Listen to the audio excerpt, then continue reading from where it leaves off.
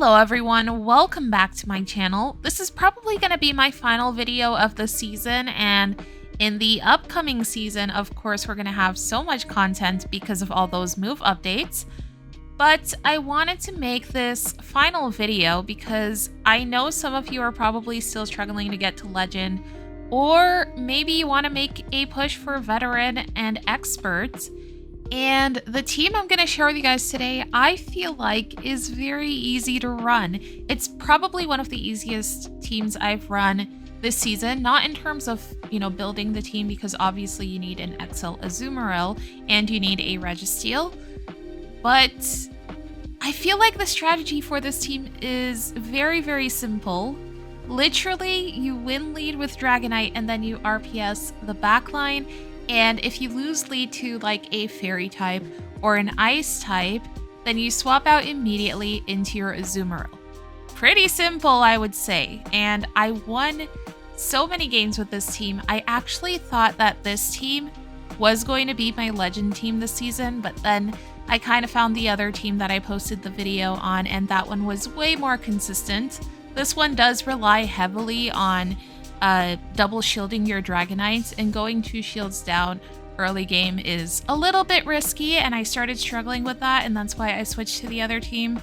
But still, I really enjoy this one, and I think a lot of you who might be a little bit stuck might like it too. Alright, I'm not going to ramble for much longer. Your safe swap for the most part is going to be Azumarill. But let's jump straight into these battles. So up first, we are up against a Talonflame on the lead, which is really good for us. And then our opponent swaps out into Morpeko, which is even better because the backline is going to struggle against Morpeko. Now I'm going to go ahead and double shield my Dragonite against their Morpeko just so that I could take it out. I know that both Registeel and Azumarill should be able to handle the Talonflame, especially if the Talonflame is just running the flying type charged moves. My opponent brings out a Chestnut, and we actually get the Chestnut super low. I don't want to bring Azumarill into Chestnut, so I bring in Registeel. I know that they need at least 2 superpowers to take us out. Then my opponent swaps back out into that Talonflame. I go for an Ice Beam here, and we get our opponent's final shield. I am going to be able to hit another Ice Beam, and then my opponent just goes ahead and top lefts. That was an entire team that was weak to Shadow Dragonite. Moving on to the next battle, we're going to get a Registeel on the lead, an opponent that realized that Registeel is still pretty decent in the Great League. We are going to stay in this. I should be able to win this, I believe. I'm gonna go for a superpower here, and actually my opponent catches it on a Mandibuzz. Okay, I build up a little bit of extra energy before swapping out into my Azu, and I'm gonna try to leave this with as much energy as possible.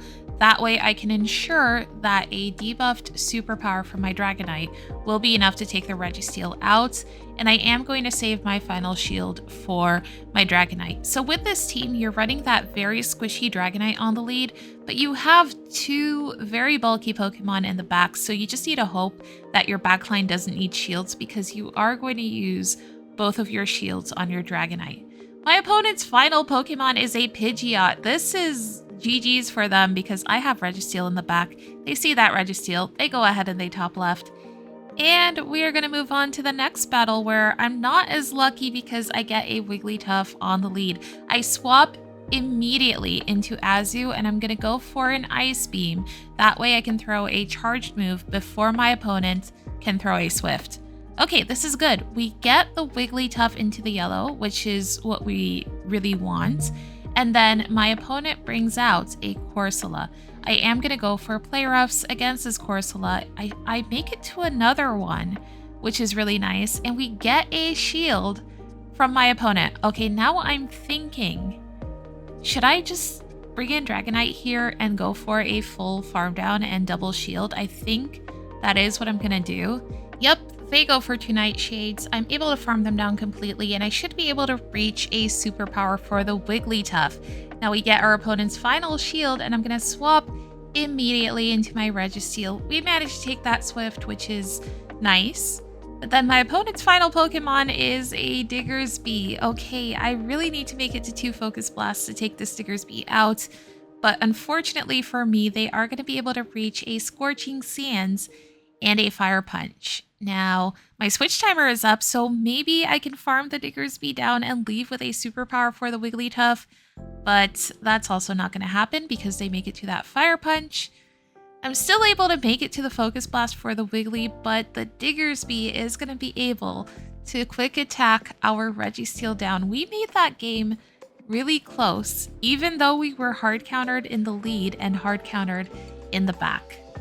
Moving on to the next battle, we're going to be up against a Primeape on the lead. I should be able to double shield my Dragonite before my opponent can reach a third Rage Fist. So I'm going to do that. I'm also going to go for a Dragon Claw just so that I could either get the Primeape out of the way or take a shield from them. We get a shield from them, which is perfect. And then my opponent swaps out into Drapion. I'm able to go for a Dragon Claw against a Drapion as well and get their final shield. And now I am going to bring in Azu because I'm not expecting them to be running Sludge Bomb. And they're not, which is perfect. That means Azu is going to be resisting the charged moves. And my opponent has a Talonflame in the back. This is really good for me. I just have to watch out for the Primeape, which is still alive. They could come in here. Yeah, they come in here. I called it.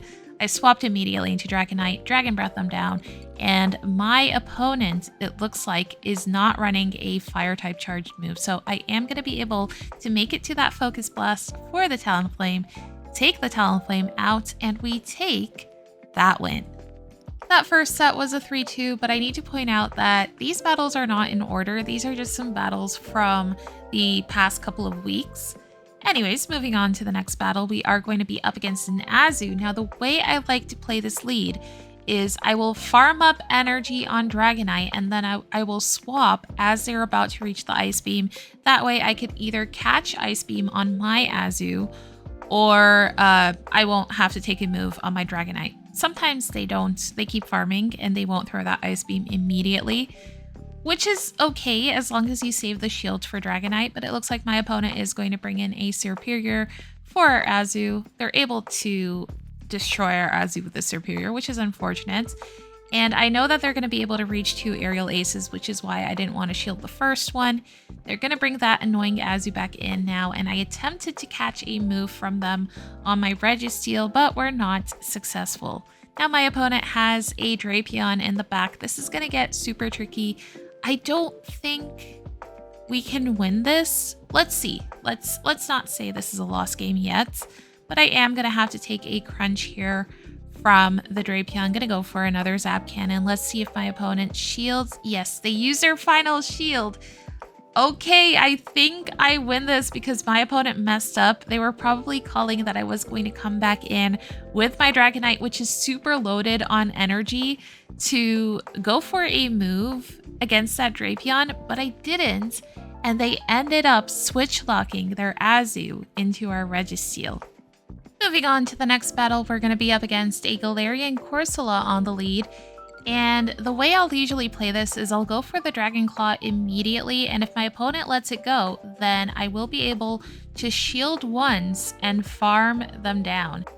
Once we get rid of that Corsola, my opponent brings in an Azu, but I have a lot of energy on my Dragonite and I don't want to waste it, so I swap out into my own Azu, and we draw out a Shadow Annihilate, which is actually really amazing for me. That means this is hopefully not going to be aligned to our Registeel. I'm able to get their final shield with an Ice Beam, and then I swap out immediately into my Dragonite. I needed that energy for the Annihilate. I'm able to go for a Dragon Claw, take them out, and then it is going to be Registeel against their Azu. My opponent again is going to go ahead and top left. On to the next match, we're going to be up against a Quagsire on the lead. I just have to watch out for the Stone Edge. But I'm going to go for Dragon Claw immediately. Let's see how this plays out. I don't like calling baits, so I might end up shielding an Aqua Tail, which I do, which is fine. And then my opponent swaps out into a Shadow Pidgeot. I am going to bring in my Registeel, but I have a feeling that my opponent was trying to bait the Registeel out or bait a Steel type out. But instead of bringing in their Quagsire, they bring in Talonflame, and I am going to be able to reach a Zap Cannon against the Talonflame, finally get a shield from them, and now I can bring in Azu. Okay, and then my opponent swaps out into their Quagsire, which is fine. I can take a Stone Edge and farm them down. Not sure what they were trying to do there, but they are going to go ahead and top left because I was going to save all my shields for Dragonite, and Dragonite would have been able to Dragon Breath that Talonflame down.